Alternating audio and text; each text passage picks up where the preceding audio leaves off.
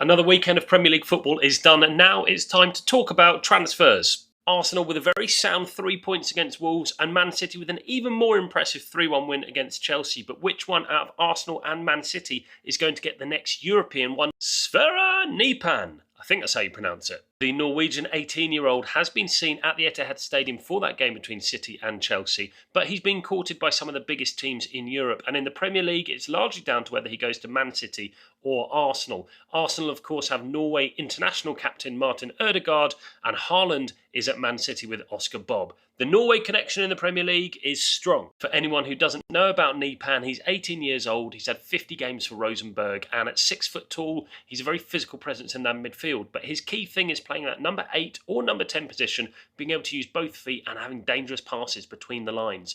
Very much think about Ødegaard as a similar kind of mould of player.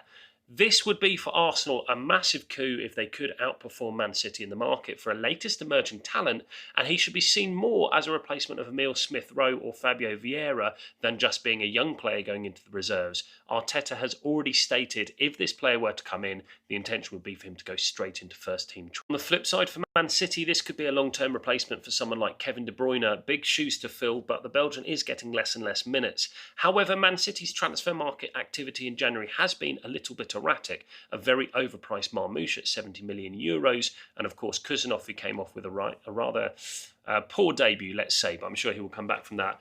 Vita Reis also didn't get minutes in that defence at £37 million. Nypan would be considerably cheaper. I think we're looking between 10 and €15 million.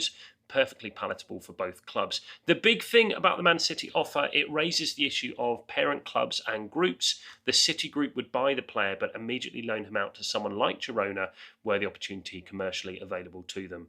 I don't like it. It stinks for me. I'm a big fan of single club ownership. It's a much smoother model. Who will win out, Man City, Arsenal, or does the player stay where he is?